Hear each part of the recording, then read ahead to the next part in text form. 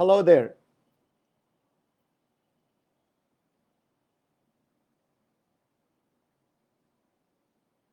Yeah.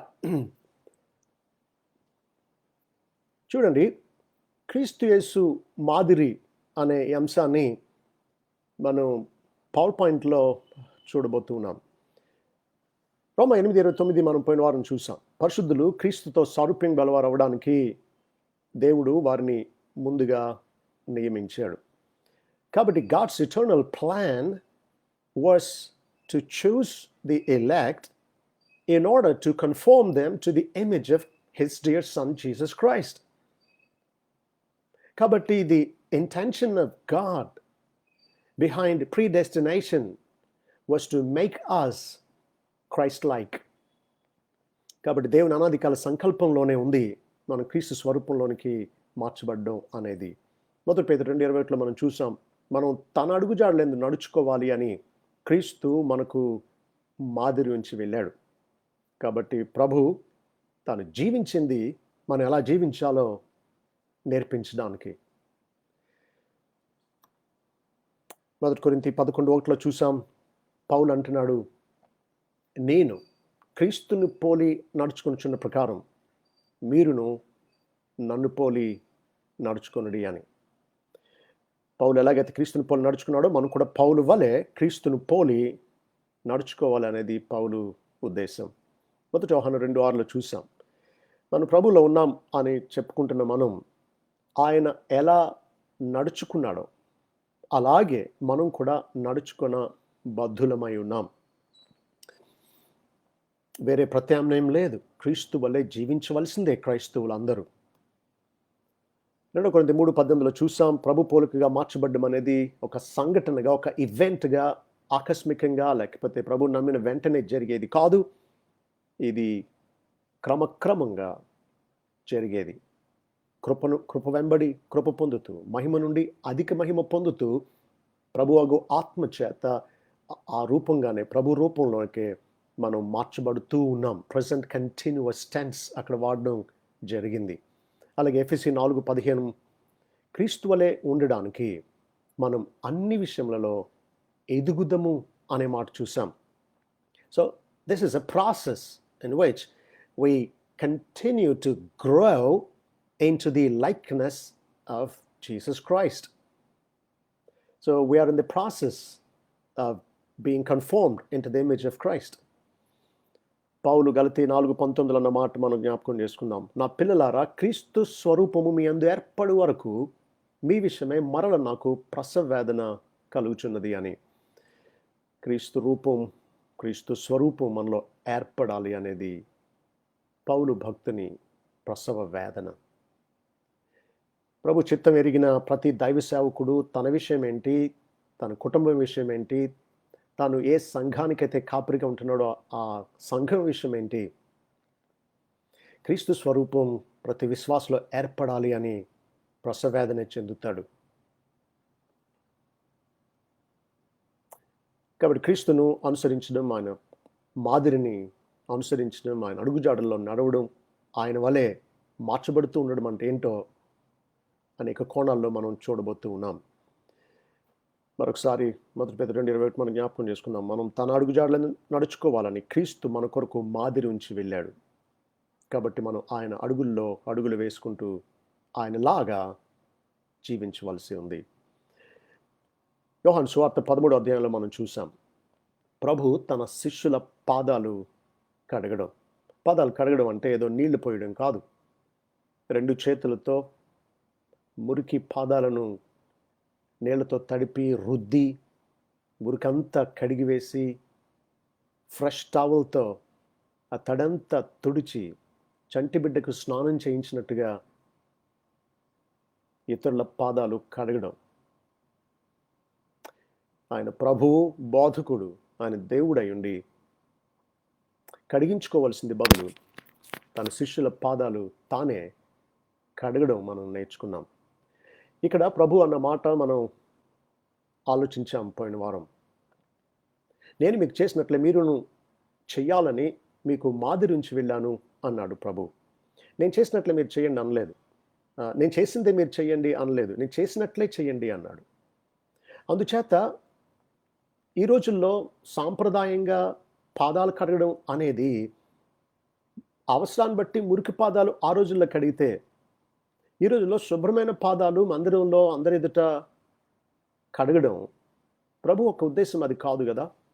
ప్రభు ఉద్దేశం ఆ సమయంలో భోజనపు బల్ల చుట్టూ చేరినటువంటి శిష్యులు కొద్ది గంటల్లో ప్రభు సిలువ వేయబడినై ఉండగా తమలో వాదం పుట్టింది, తమలో ఎవరు గొప్పవారు అని. వారు వాదించుకుంటూ ఉన్నారు, నేను గొప్ప అంటే నేను గొప్ప అని. ప్రభు అక్కడి నుంచి లేచాడు, తన పైవస్త్రం ప్రక్కన పెట్టాడు. ఒక అట్టడుగు స్థాయిలో ఉండే బానిస యొక్క వస్త్రధారణ, ఆ బానిస యొక్క పనిని తాను నెరవేర్చాడు. అట్టడుగు స్థాయి బానిసలు వస్త్రాలు వేసుకోరు, తువాలు మాత్రం కట్టుకుంటారు. ఎందుకంటే వారు చేసే పని మురికి అయ్యే పని, కాబట్టి వస్త్రాలు వేసుకోరు. ప్రభు ఆ రీతిగా పై వస్త్రాన్ని పక్కన పెట్టాడు, అట్టడుగు బానిస స్థాయిలోకి దిగిపోయాడు ఆయన. తన శిష్యుల పాదాలు తాను కడగడం, శిష్యులు బెత్తరపోయారు. పేతురు అయితే అన్నాడు, నో, నువ్వు నా పాదాలు కడగడానికి వీలు లేదు అన్నాడు. అదే ప్రభు, నేను నిన్ను కడగకపోతే నాలో నీకు పాలు లేదు అన్నందువల్ల సరే మొత్తం నన్ను కడుగు అన్నాడు. అయితే స్నానం చేసిన వాడు కాళ్ళు చేతులు కడుక్కుంటే సరిపోద్ది అని ప్రభు అన్నాడు. అప్పుడు కడగనిచ్చాడు. ప్రభువే అంతగా తగ్గించుకుని అంతగా పరిచర్య చేస్తే నువ్వు నేను మన తోటి సహోదరులకు అవసరమైతే ఎటువంటి పరిచర్య చేయడానికి మనం సంసిద్ధులం కావాలి. గూగుల్లో చాలా ఫోటోగ్రాఫ్స్, చాలా ఇమేజెస్ నేను చూసాను, చాలా పెయింటింగ్స్. అయితే ఇక్కడ చూడండి, ప్రభు పై వస్త్రం తీసేయడం, తను కట్టుకున్న తువాలతో పాదాలు కడిగి తొడవడం. మరి కొన్ని పెయింటింగ్స్లో మీరు ప్రభు ఫుల్ బట్టలతో ఉండగా ఆయన కడుగుతున్నట్టుగా పెయింట్ చేశారు. కానీ కాబట్టి పెయింటర్స్కి కూడా బైబిల్ చక్కగా తెలిసి ఉండాలి. ఆఖరికి క్రిస్టియన్ మూవీస్ తీసేటువంటి వారికి కూడా బైబిల్ సరిగా తెలిసి ఉండాలి. ఎందుకు అంటే 10 కమాండ్మెంట్స్లో మీరు చూస్తే, నిజానికి 10 కమాండ్మెంట్స్లో ఫరో ఎర్ర సముద్రంలో మునిగిపోకుండా గట్టున ఉండిపోయినట్టుగా మనం చూస్తాం. అయితే నిజానికి కీర్తన గ్రంథంలో రాసింది, దేవుడు ఫరోను అతని సేనను ఎర్ర సముద్రంలో ముంచివేసినట్లు. కాబట్టి పెయింటర్స్ ఏంటి, మూవీ మేకర్స్ ఏంటి, they need to know the word well. కాబట్టి నేను కొంత సెలెక్టివ్గా ఉండవలసి వచ్చింది ఈ ఇమేజెస్ తీసుకోవడంలో. సరే, యేసుక్రీస్తు ఈ రీతిగా మనకు మాదిరిగా ఉన్నాడు. మనం కూడా గొప్పలకు వెళ్ళడం కాదు, కానీ అవసరమైతే తోటి విశ్వాసకి ఎటువంటి సహాయం చేయడానికైనా, ఎటువంటి పరిచారం చేయడానికైనా మనం ఇష్టపడాలి, సమ్మతించాలి, తెగించాలి. ఇది ప్రభువును పోలి నడుచుకోవడం అంటే. ఈ రీతిగా కానీ ప్రతి సంఘంలో ప్రతి విశ్వాసి ఉండగలిగితే గొడవలు వస్తాయా చెప్పండి? గర్విష్ఠులకు దేవుని దగ్గర తావు లేదు. స్వార్థపరులు క్రీస్తును వెంబడించే వాళ్ళు car. Christianity is not self centred, it is others centred. నా కోసం నేను బ్రతకడం క్రైస్తవ్యం కాదు, క్రీస్తుని పూర్ణ జీవితం కాదు. సిఎంసి వేలోర్ హాస్పిటల్ యొక్క మోటో ఏంటో తెలుసా? Not to be served but to serve. పరిచారం చేయించుకున్నట్టు కాదు, పరిచారం చేయడానికి నేను వచ్చానన్నాడే ప్రభు మత్తయి 20:28లో. దాన్నే వారు లోగోగా, మోటోగా తీసుకున్నారు. ప్రతి విశ్వాసి కూడా ఈ రీతిగా, నాకెవరు సహాయం చేస్తారా, నా బ్యాగ్ ఎవరు మోస్తారా అని కాదు మనం చూడాల్సింది. నన్ను ఎవరు అవసరంలో ఉన్నారు, ఎవరికి సహాయపడగలను, ఎవరికి ఆశీర్వాదకరంగా ఉండగలను అనే కోణంలోనే మనం జీవించాలి. యేసుక్రీస్తు మనకి ఇంకా మాదిరిగా ఉండేటువంటి మరొక కీలకమైన సంగతి ఏంటి అంటే, ఆయన తండ్రికి విధేయత చూపించాడు. కాబట్టి ప్రభుని పోలి నడవాలనుకున్న మనం అందరం కూడా విధేయతను కలిగి ఉండవలసినదే. ఫిలిప్పీ పత్రిక 2వ అధ్యాయం 4 నుంచి చదువుతాను చూడండి. మీలో ప్రతివాడును తన సొంత కార్యములను మాత్రమే కాక ఇతరుల కార్యములను కూడా చూడవలెను. క్రీస్తు యేసునకు కలిగిన ఈ మనసు మీరును కలిగి ఉండుడి.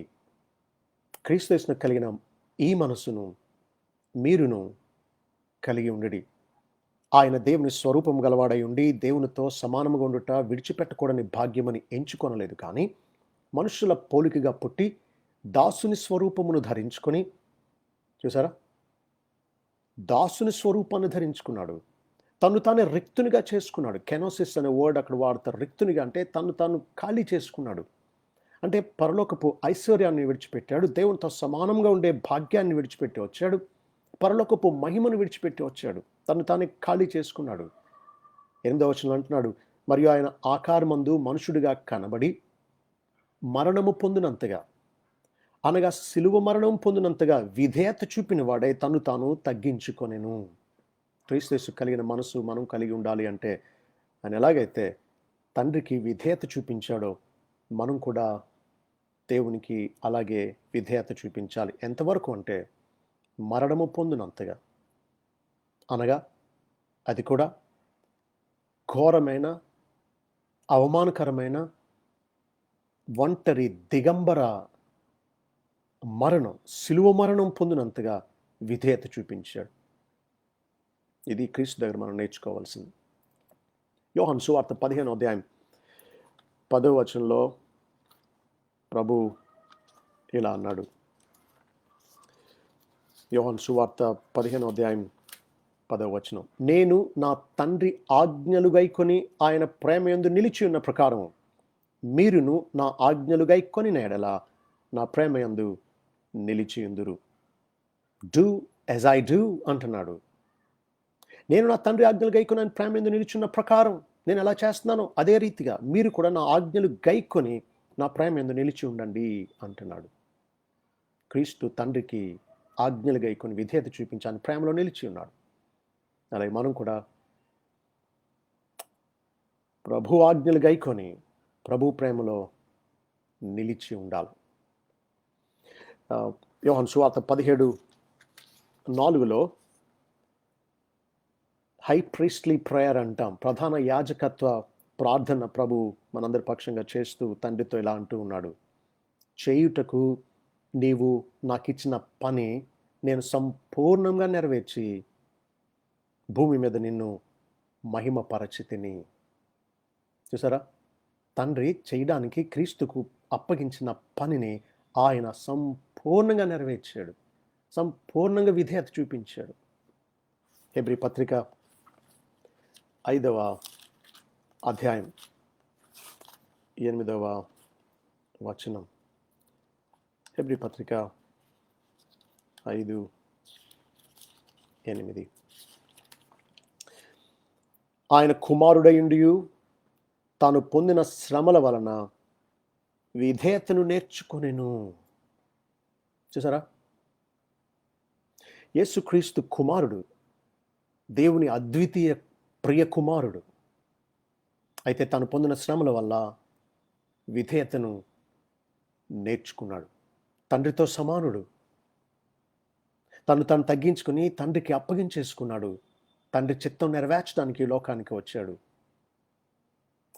తండ్రికి శ్రమల వలన విధేయతను నేర్చుకున్నాడు. సాధారణంగా మనం రానిది నేర్చుకుంటాం. మరి ప్రభు ఇక్కడ విధేయతను నేర్చుకున్నాడంటే అర్థం ఏంటి? అంతకుముందు అవిధేయుడా? కాదు. ఆయన తండ్రికి స్వచ్ఛందంగా అప్పగించుకుని తండ్రి మానవుల రక్షణార్థం పాప పరిహారం చేయడం కోసం తండ్రి పంపినప్పుడు కుమారుడు స్వచ్ఛందంగా తను తాను అప్పగించుకొని తండ్రికి లోబడ్డాడు. ఇలాంటి విధేయతను అనుభవపూర్వకంగా ఆయన నేర్చుకున్నాడు. ఒక మానవుడిగా విధేయత చూపవలసి వచ్చినప్పుడు ఉండే సవాళ్లను అధిగమించి ఎలా లోబడాలో ఎక్స్పీరియన్షియల్గానే నేర్చుకున్నాడు మానవుడిగా దిగి వచ్చి. కాబట్టి ఇక్కడ యేసుక్రీస్తు యొక్క విధేయతను ప్రాణం పెట్టేంతగా, అది కూడా శిలువ మరణం పొందేంతగా దేవుని చిత్తాన్ని నెరవేర్చడం మనం చూస్తూ ఉన్నాం. యోహాను 4:34 అంటాడు, నన్ను పంపిన వాడి చిత్తం నెరవేర్చడమే నాకు ఆహారం అంటాడు.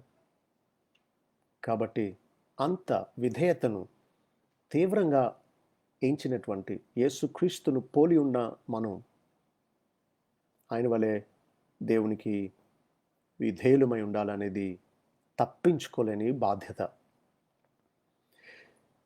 విధేయత అనే పదం నాకు చాలా ఇష్టం. నిజానికి భక్తి అంటే ఏంటో తెలియని వారికి సులువుగా అర్థమయ్యేటట్లు నిర్వచించాలి అంటే, భక్తి అంటే దేవునికి లోబడ్డమే, ఆయన చెప్పినట్టు చేయడమే, ఆయన వద్దన్నది మానేయడం, ఆయన చేయమన్నది చేయడం, ఆయనకు లోబడ్డమే భక్తి. ఎందుకంటే చాలాసార్లు ఆయనకు లోబడకుండా చాలామంది విశ్వాసులం అంటూ ఉంటారు. ఆయనకు లోబడినది విశ్వాసం ఎలాగవుతుంది? నిజమైన విశ్వాసం లోబడే విశ్వాసం తెలుసా మీకు? Genuine saving faith is obedient faith. విధేయత లేని, క్రియలు లేని విశ్వాసం నిజమైన విశ్వాసం కాదు. దయ్యాలు కూడా దేవుడు ఒక్కడే నమ్మి వణుకుతున్నాయి. కాబట్టి వాస్తవాన్ని అంగీకరించడం విధేయత కాదు. దేవుడు ఒక్కడే, అవును. యేసుక్రీస్తు దేవుని అద్వితీయ కుమారుడు, అవును. అలాంటి వాస్తవాన్ని నమ్మడం రక్షించే విశ్వాసం కాదు. క్రియలతో కూడిన విశ్వాసమే నిజమైన విశ్వాసం అని యాకోబు రాయలేదా? కాబట్టి నిజమైన విశ్వాసులం దేవునికి, దేవుని వాక్యానికి లోబడవలసిందే, ప్రత్యామ్నాయం లేదు. కాబట్టి క్రీస్తు మనకు నేర్పించేది దేవునికి ఎలా లోబడాలో, లోబడితే ఏం చేస్తామో, అసలు విధేయత ఎలాంటిదో క్రీస్తుని చూసి మనం నేర్చుకోవాలి. క్రీస్తు దాసుని రూపం ధరించాడు. ఒక దాసుడు తన యజమానికి ఎలా లోబడతాడో యేసుక్రీస్తు తండ్రికి అలా సంపూర్ణంగా లోబడ్డాడు. ఆఖరికి తండ్రి, నేను ఏర్పరచుకున్న ప్రజల నిమిత్తం వారి పాపాలు భరిస్తూ సిలువలో నా ఉగ్రతను భరించాలి అన్నప్పుడు సైతం ఆయన దానికి లోబడ్డాడు. సిలువ మరణం పొందినంతగా విధేయత చూపించాడు. అలాగే మనం కూడా అవసరమైతే ప్రాణం పెట్టే అంతగా దేవునికి అని కుమారుడు క్రీస్తుకు లోబడవలసి ఉంది. ఇదే భక్తి, ఇదే క్రీస్తును పోలి నడవడం.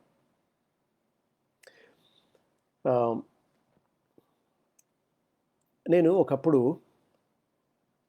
బానిసత్వాన్ని గురించి బైబిల్ ఖండించడం లేదేంటి అని అభ్యంతరపడ్డాను. ఎందుకంటే పౌలు బానిసలకు రాస్తూ మీ యజమానులకు లోబడండి అన్నాడే తప్ప బానిసత్వానికి వ్యతిరేకంగా తాను తిరుగుబాటు చేయలేదు, ఉద్యమాలు నడపలేదు. కొంతకాలం దేవుడు బానిసత్వాన్ని ఉండనిచ్చాడు. ఎందుకో తెలుసా?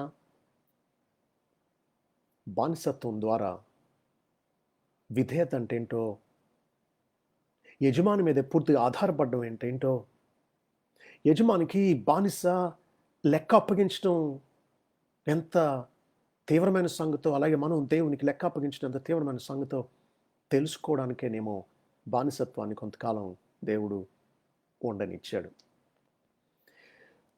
నిజానికి మనకు అంతగా తెలియకపోవచ్చు బానిసత్వం అంటే ఏంటో. పశువుల్ని సంతలో క్రయ విక్రయం చేసినట్లు, అమ్మడం కొనడం చేసినట్లు బానిసలను సంఖ్యలతో బంధించి అమ్మేవారు, కొంతమంది వారిని కొనుక్కునేవారు. అలా కొనబడిన బానిసకు హక్కులు ఉండవు, బానిసలకు యూనియన్స్ ఉండవు, బానిసకు సెలవులు ఉండవు. 24 గంటలు, వారం రోజులు యజమాని ఎప్పుడు ఏం చెబితే అది చేయడమే బానిస యొక్క కర్తవ్యం. మరొక సంగతి తెలుసా మీకు? బానిసలకు జీతాలు ఉండవు. బానిసలకు ఆస్తులు ఉండవు. బానిస బ్రతికేది యజమానిని సంతోషపెట్టడానికే, యజమాని చిత్తాన్ని నెరవేర్చడానికే, యజమానికి లోబడి తను సంతోషపెట్టడానికే బానిస బ్రతికి ఉన్నాడు. కాబట్టి యేసుక్రీస్తు కూడా తను తాను తగ్గించుకొని, రిక్తునిగా చేసుకుని దాసుని రూపం ధరించాడు. దాసుడు అంటే అక్కడ భావం బానిస అని అర్థం. డూలాస్, బానిస. పౌలు కూడా చాలా పర్యాయాలు తాను యేసుక్రీస్తుకు దాసుడని, ఇంకా స్పష్టంగా చెప్పాలంటే బానిస అని తాను చెప్పుకోవడానికి ఇష్టపడ్డాడు. మనం కూడా యేసుక్రీస్తుకు బానిసలం. మనం యేసుక్రీస్తుకు యజమానిగా ఎలా లోబడాలో ఇప్పుడు చూద్దాం. అది చూడకముందు ఒక విషయం ఆలోచించండి.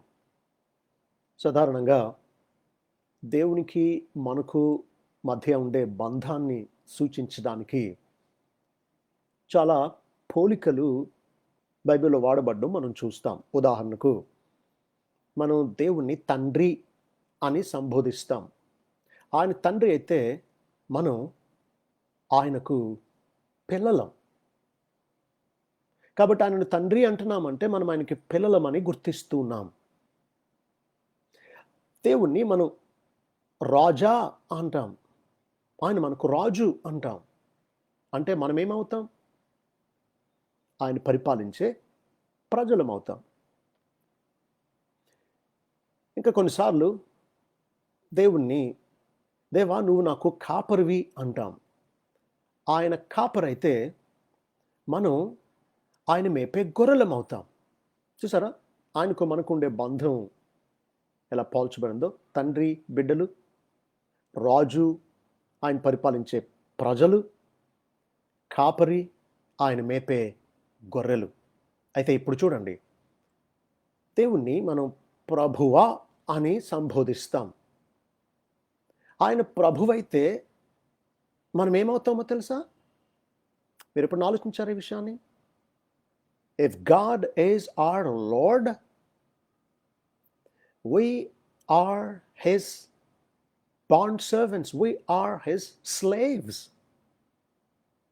కాబట్టి మనలో ఎవరైనా దేవుణ్ణి, క్రీస్తును ప్రభువా అని సంబోధించడానికి ఇష్టపడ్డాము అని అంటే మనల్ని మనం ఎలా గుర్తించుకోవాలో తెలుసా? ఆయన బానిసలంగా. ఆయన మాస్టర్ అయితే, ఆయన ప్రభు అయితే మనం ఆయన బానిసలం.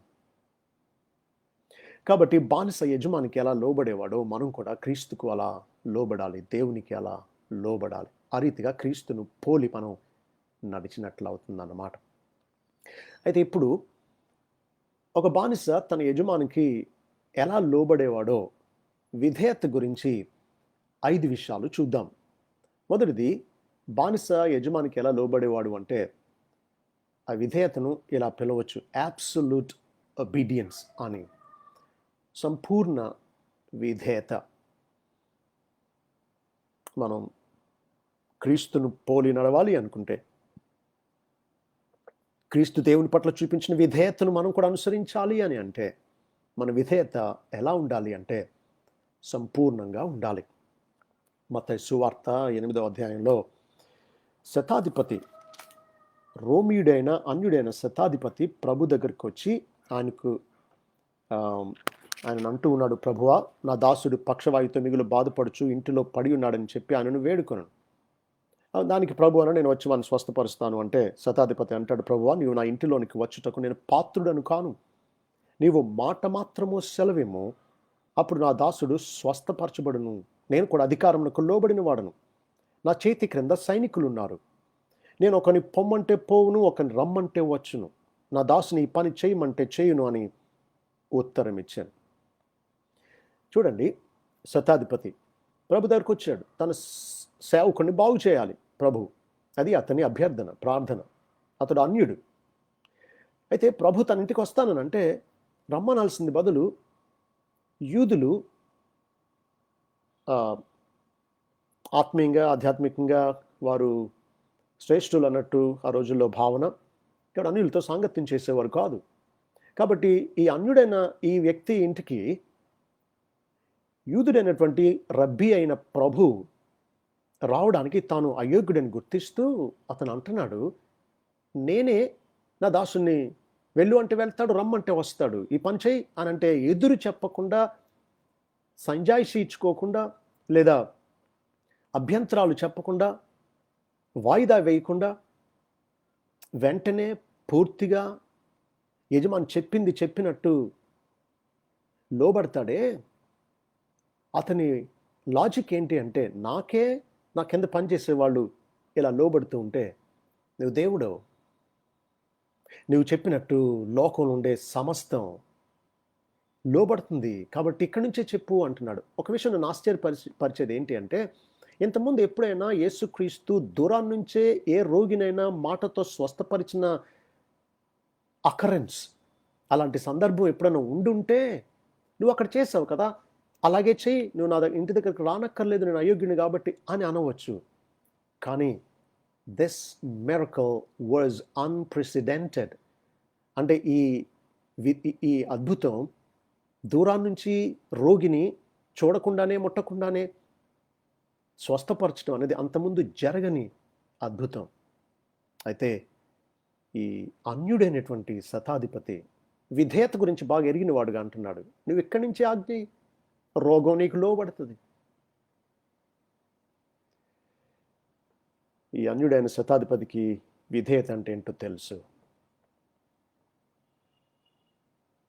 దాసుని వెళ్ళమంటే వెళ్ళాలి, రమ్మంటే రావాలి, ఈ పని చేయి అని అంటే చెయ్యాలి, చేస్తాడు.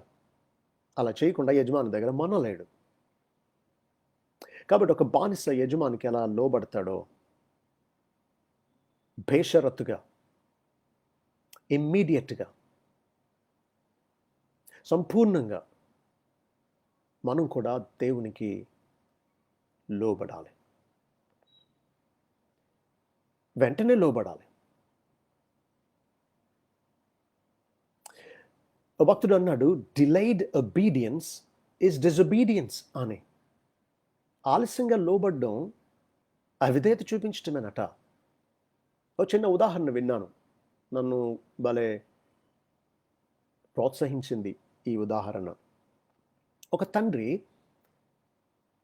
తన ఇంటి వెనకాల పిల్లలు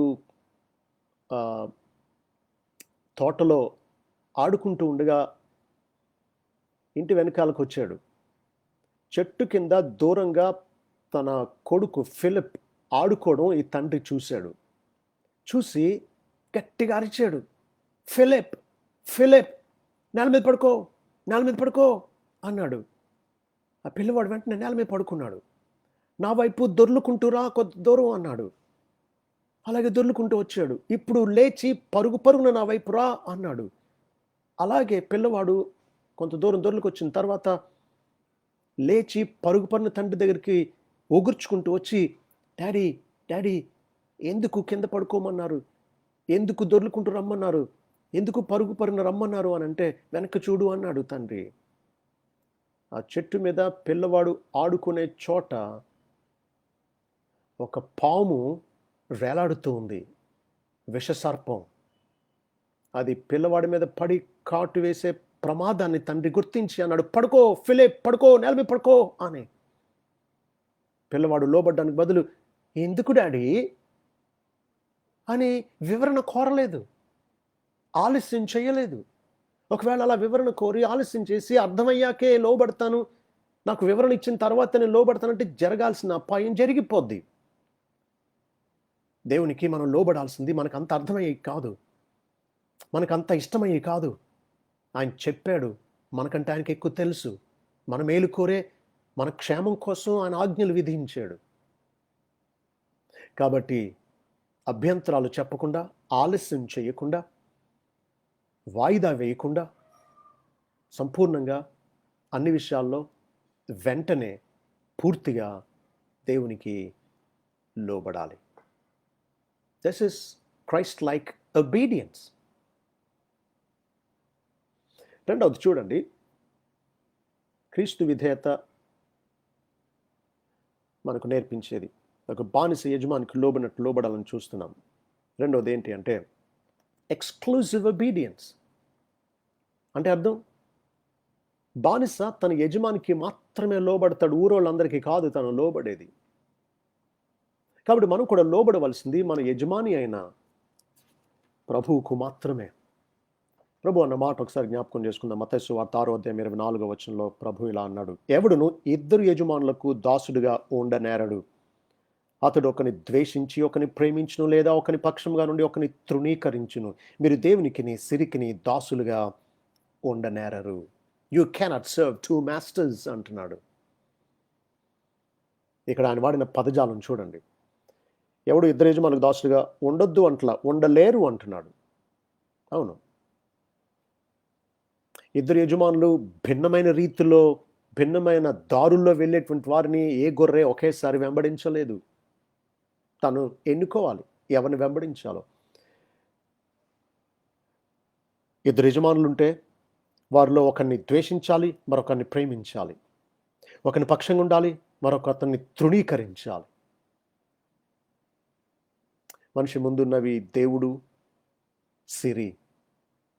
మనం దేవుణ్ణి ప్రేమిస్తే సిరిని ద్వేషిస్తాం, దేవుని పక్షంగా ఉంటే సిరిని తృణీకరిస్తాం. ఒకవేళ మనం సిరిని ప్రేమిస్తుంటే దేవుని ద్వేషిస్తున్నాం అన్నమాట. సిరిపక్షంగా ఉంటే మనం దేవుని తృణీకరిస్తున్నాం, కాలదంతున్నాం, నాకు అక్కర్లేదు, ఆయన వల్ల నాకేం మేలు కలగదు అంటున్నాం అన్నమాట. తీవ్రమైన విషయాలు చూడండి. మనం క్రీస్తుకు బానిసలమైతే మనం లోబడవలసింది క్రీస్తుకు మాత్రమే. మన యజమాని ఒక్కడే, ఆయనకు మాత్రమే మనం విధేయత చూపించాలి. ఒక ఆసక్తికరమైన సంఘటన విన్నాను. అమెరికాలో ఒక సెనేటర్ దగ్గర ఒక పెద్ద ఆమె నమ్మకమైన సెక్రటరీగా పనిచేస్తూ ఉన్నారట.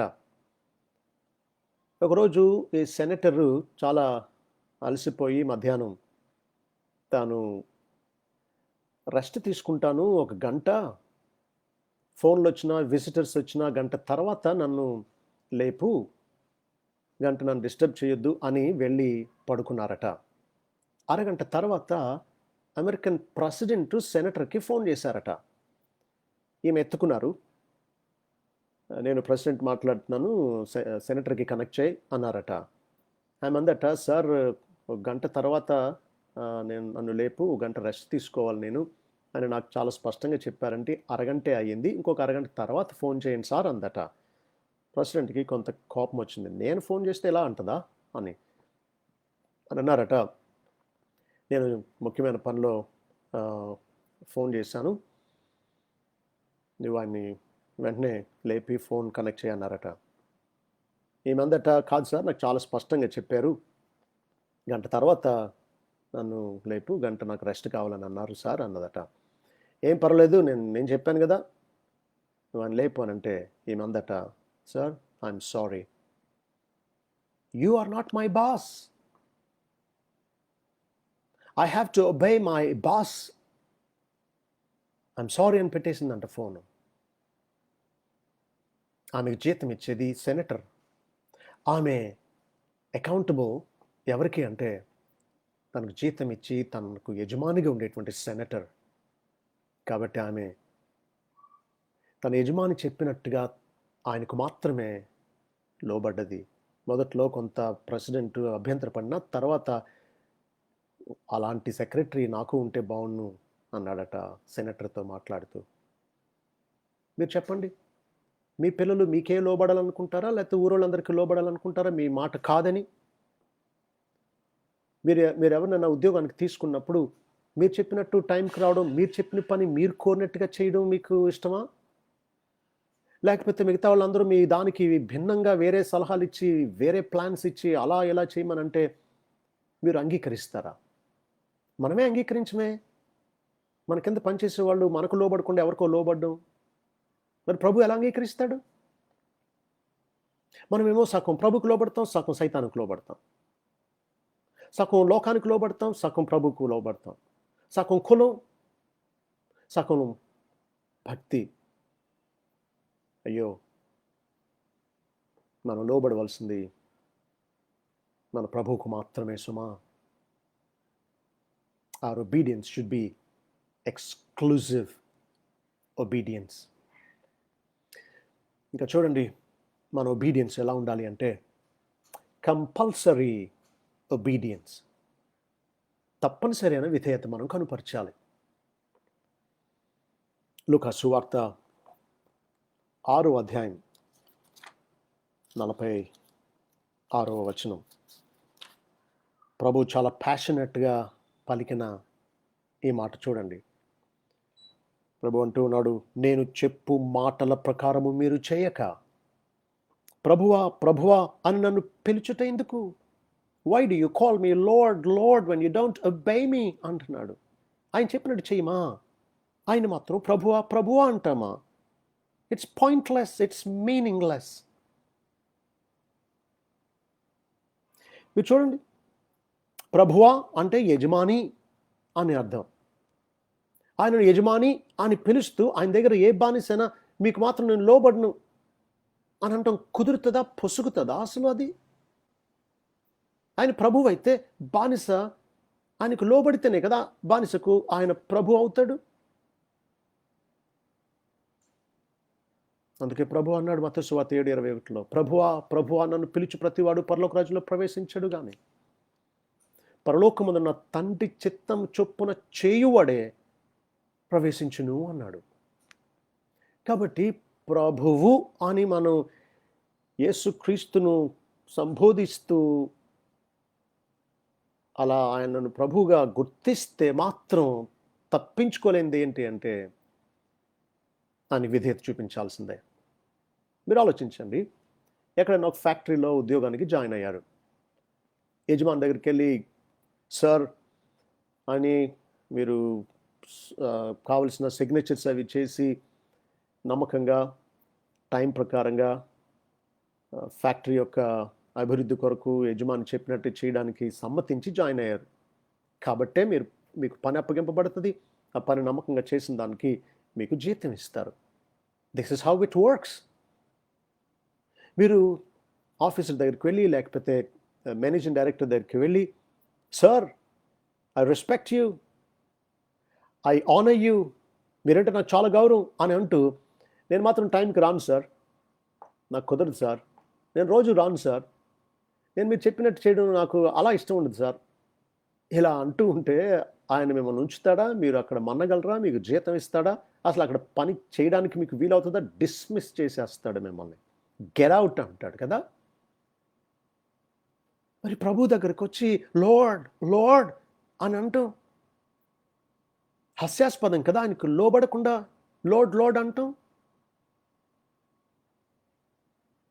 విధేయత చూపనటువంటి వాడు అసలు ప్రభువుకు బానిసే కాదు, వాడికి ప్రభువే కాదు. అందుకే పరలోక రాజ్యంలోనే ప్రవేశించడు అని చెప్పాడు. మరొక తీవ్రమైన సంగతి ఏంటి అంటే అదే సందర్భంలో ప్రభు అన్నాడు, ఆ దినమందు అనేకులు నన్ను చూచి ప్రభువా ప్రభువా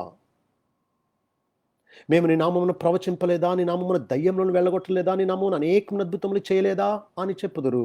అప్పుడు నేను మిమ్మల్ని ఎన్నడూను ఎరుగను, అక్రమము చేయవాళ్ళారా నా ఇద్దరు నుండి పొండని వారితో చెప్పుదును అని ప్రభు తానే పలికాడు ఈ మాటలు. మత్తయి సువార్త 7వ అధ్యాయం 22-23 వచనాలు చదివాను. తీవ్రమైన సంగతులు చూడండి. ఆ దినమందు అంటే తీర్పు దినాన్న అనేకులు నన్ను చూచి, కొద్ది మంది కాదు, ఒకళ్ళిద్దరు కాదు, అనేకులు నన్ను చూచి. ఈ అనేకులు ఎవరో తెలుసా? ప్రభు అంటే ఎంత గౌరవమో. 2 సార్లు అంటున్నారు లార్డ్ లార్డ్. మనం కూడా అంత అన్నిసార్లు అనమేమో. ప్రభు అంటే ఎంత గౌరవమో. So what if you have respect for God but don't obey him?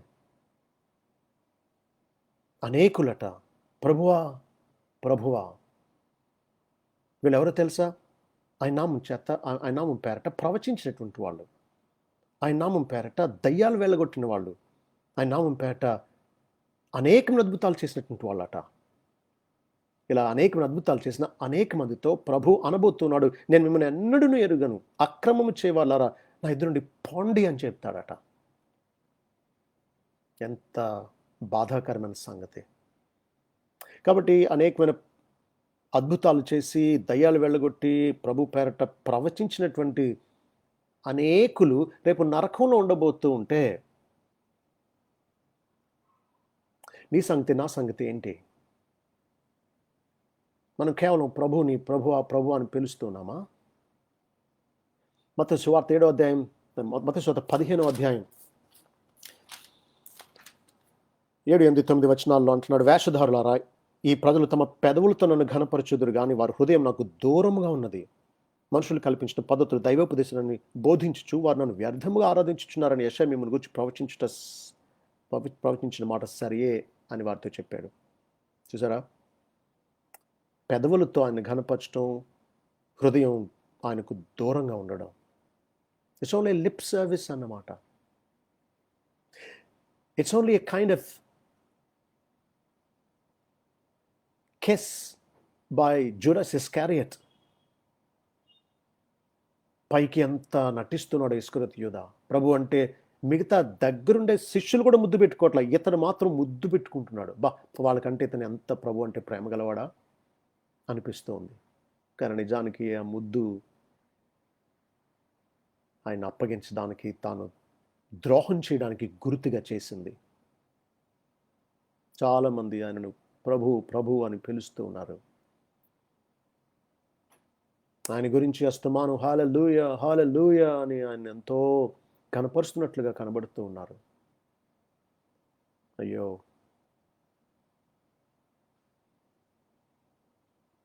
పెదవులతో చూపించే ఘనత హృదయంలో ఉందా? జీవితంలో ఉందా? ప్రభు అంటున్నాడు, వారు నన్ను వ్యర్థంగా ఆరాధించుచున్నారు అంటున్నాడు. అంటే వారు ఆరాధన ప్రభు అంగీకరించినప్పుడు అది వ్యర్థం కదా. వీరి సేవ ప్రభుకు విధేయత చూపించకుండా ప్రభు ప్రభు అని లిప్ సర్వీస్ చేస్తున్నటువంటి వారి సేవ ఆయనను హేళన చేసేదే కదా.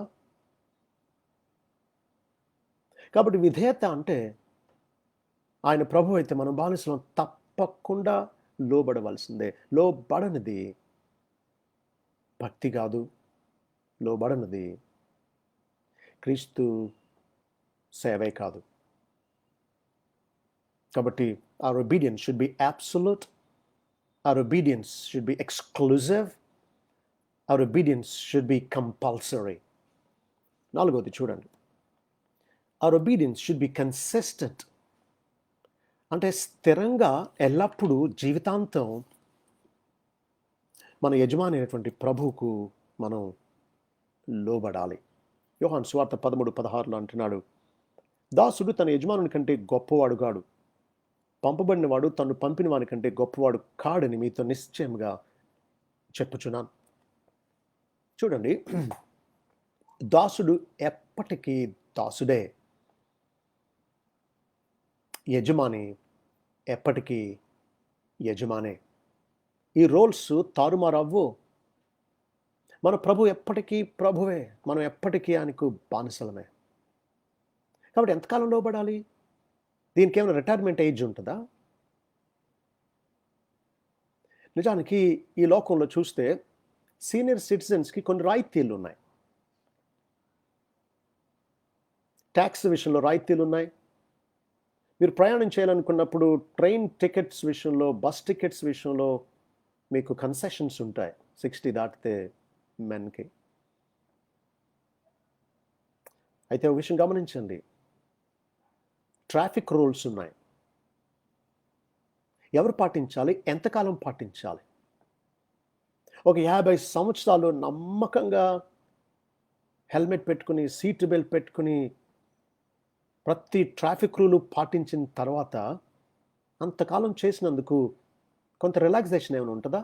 80 దాటినటువంటి వాళ్ళు ఎప్పుడైనా ఎలాగైనా తిరిగిపోవచ్చు అంటారా? చెప్పండి. ఎంతకాలం లోబడాలి? ట్రాఫిక్ రూల్స్ని ఎంతకాలం పాటించాలి? ఎంతకాలమో తెలుసా? నువ్వు క్షేమంగా ఇంటికి రావాలనుకున్నంత కాలం లోబడాల్సిందే.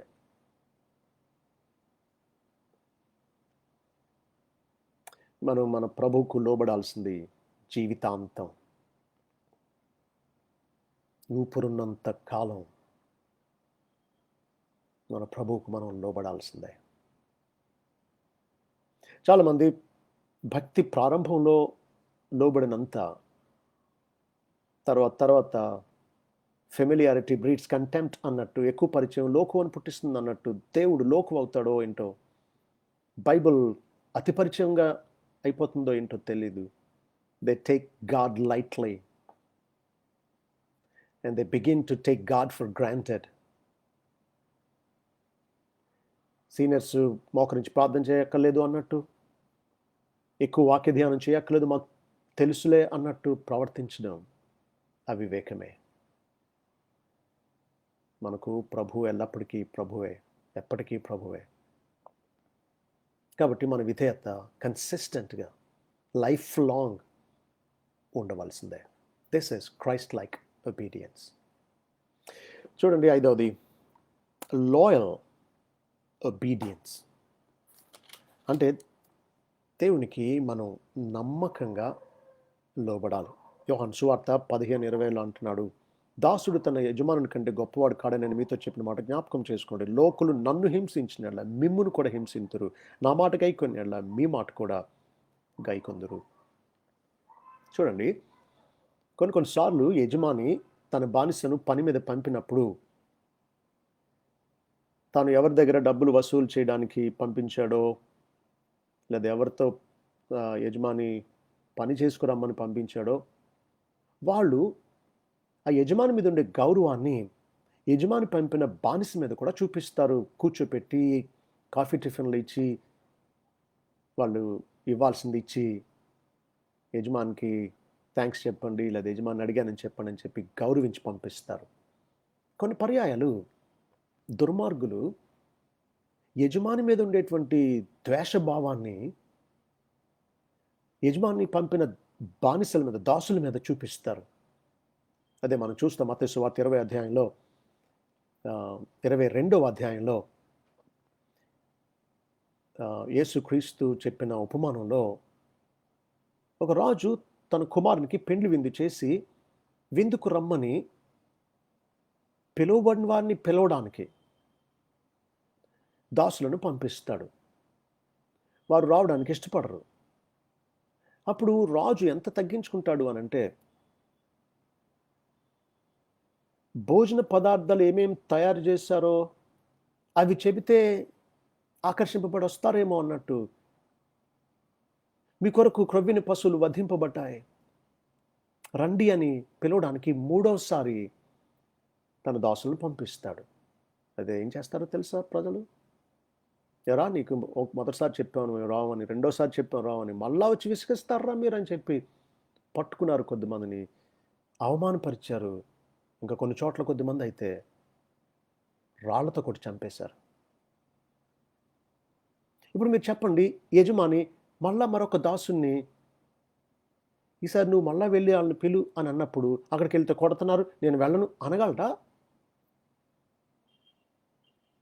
ప్రాణాలకు తెగించి యజమానికి చెప్పాడు, అక్కడ నాకు అభ్యంతరాలున్నా, హింస ఉన్నా యజమాని చెప్పింది నేను చేస్తానని చెప్పి చచ్చిపోవడానికి సైతం యజమాని చెప్పినట్టు చేయడానికి సమ్మతించి వెళ్తాడు. ఇది నమ్మకంగా లోబడ్డం అంటే. మనం చాలాసార్లు మనకి నచ్చితే చేస్తాం, మనకి వీలైతే చేస్తాం.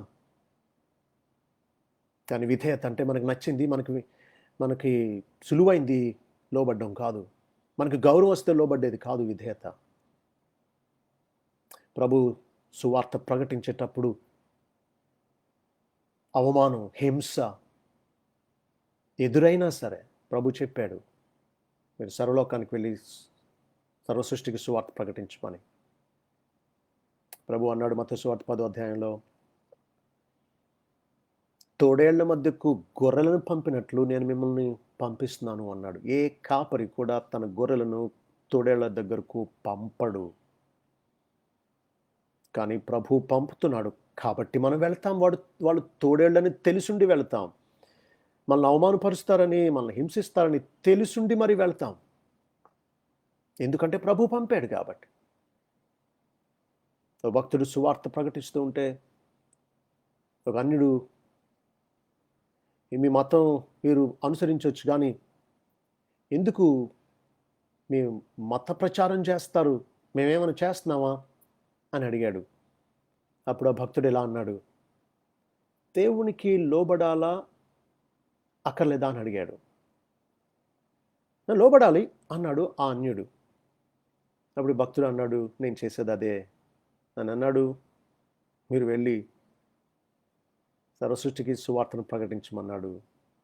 నేను ప్రకటించకపోతే దేవునికి అవిధేయత చూపించిన వాడిని అవుతాను. ఆయన చెప్పాడు కాబట్టి నేను ఇలా చేస్తున్నానంటే, అలాగా సరేలే అన్నాడట. దేవునికి మనం నమ్మకంగా లోబడాలి. అంటే అర్థం, శ్రమ వచ్చినా, కష్టం వచ్చినా, అవమానం వచ్చినా, హింస వచ్చినా, ప్రాణాలు పోతాయని తెలిసిన నమ్మకత్వంతో, ఫెయిత్ఫుల్గా, మన సుఖం కోరుకోకుండా యజమాని చిత్తం నెరవేరడమే ముఖ్యంగా ఎంచుతూ మనం ఆయనకు లోబడవలసి ఉంది. స్నేహితులు, మీ విధేయత ఇలాగే ఉందా? అప్పుడప్పుడు అక్కడక్కడ నచ్చిన విషయాల్లో కొద్దిగా లోబడ్డం విశ్వాసులుగా మనకు తగదు.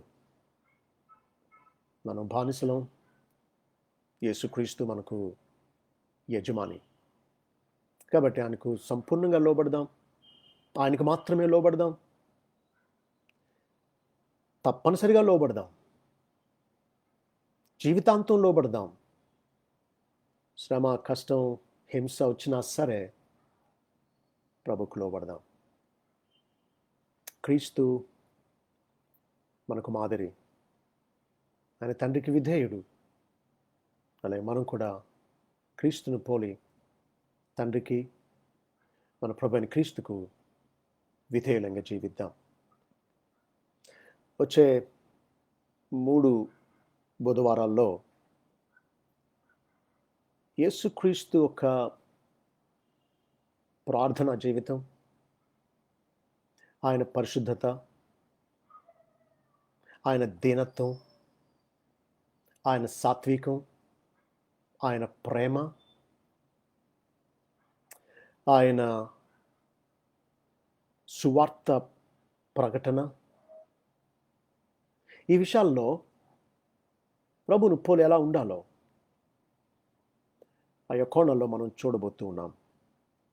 కాబట్టి ఈ క్రీస్తును పోలి నడవడం అనే ఈ అంశం ద్వారా మన ఆత్మీయ జీవితం క్రీస్తు రూపంలోనికి మలచబడినట్లు, ఒక శిల్పి చేతిలో చెక్కబడినట్లు మనం ప్రభుకు అప్పగించేసుకుందాం. ప్రభువా, నీ కుమారుని రూపం నాలో అంతకంతకు నువ్వు ఏర్పరచు అని ప్రభుకు మనం అప్పగించేసుకుందాం. కొన్ని విషయాలు ఆయన సరిచేయడం మనకి కష్టమే. శిల్పానికే కానీ ప్రాణం ఉంటే, శిల్పి చెక్కుతూ ఉంటే ప్రతి దెబ్బకు కుయ్యో మొర్రో చాలు వద్దు బాబోయ్ అంటది కదా శిల్పం. మనం కూడా చాలాసార్లు ప్రభు మన మేలు కోరి తన మహిమ కొరకు క్రీస్తు లాంటి అద్భుతమైనటువంటి వ్యక్తిత్వాన్ని మనకు ఏర్పరచడానికి ఆయన మనల్ని, మన పొగర్ని, మన తెక్కని, మన అవిధేయతను, మన వేషధారణను, మన కామాభిలాషను, మన ధనాపేక్షను ఆయన చెక్కి వేస్తూ ఉంటే మనం చాలు ఇంకొద్దు అని ఇలా అభ్యంతరపరుస్తూ ఉంటాం. అలా వద్దు, ఆయనకు అప్పగించేసుకుందాం, ఆయన చేతిలో ఇమిడిపోదాం. నన్ను చెక్కు ప్రభు అని ప్రభుకు అప్పగించుకుందాం. తండ్రి ఆయన ఆత్మచేత మనల్ని ఆయన కుమారుని రూపంలోనికి, మహిమ నుండి అధిక మహిమను మనకు అనుగ్రహిస్తూ ఆయన రూపంలోనికి అంతకంతకు మనల్ని మార్చునుగాక. ప్రార్థన చేసుకుందాం. జీవం కలిగిన మా మేలు కోరిన మహిమ స్వరూపి మీకు స్తోత్రాలు. తండ్రి, మీ కుమారుని క్రీస్తుని మా కొరకు లోకానికి పంపి ఆయన మా కొరకు చిందించిన రక్తంలో మా పాపాలకు పరిహారం చేసి మమ్మల్ని రక్షించడం చాలదన్నట్టు మీ కుమారునిలాగా మమ్మల్ని మార్చాలని మీరు మీ పరిశుద్ధాత్మ చేత మాలో కార్యాన్ని జరిగిస్తున్నందుకు మీకు స్తోత్రాలు. ఇదే మీ చిత్తమని మీ వాక్యం ద్వారా మాకు అనేక వచనాల ద్వారా స్థాపించినందుకు మీకు స్తోత్రాలు. దేవా, నాలోను ఈ వర్తమానం వింటున్న మా అందరిలోనూ అంతకంతకు క్రీస్తు స్వరూపం ఏర్పడినట్లు చేయవలసిందని దయగల దేవా, తద్వారా మీకు మహిమ, అనేక మందికి ప్రోత్సాహం, మాకు ఆత్మీయ పరిపక్వత అనుగ్రహించవలసిందని వర్డ్ ఎక్స్ప్లోజన్ అనే 40-day ప్రోగ్రామ్ని మీరు మా అందరి ఆత్మీయ క్షేమాభివృద్ధి నిమిత్తమే ప్రయోజనకరంగా చేయవలసిందని, మీ చిత్తం మాలో నెరవేర్చుకుని మీరే మహిమ పొందవలసిందని యేసునామములో ప్రార్థించి స్తుతించి వేడుకుంటున్నాం తండ్రి. ఆమేన్. Thank you and God bless you.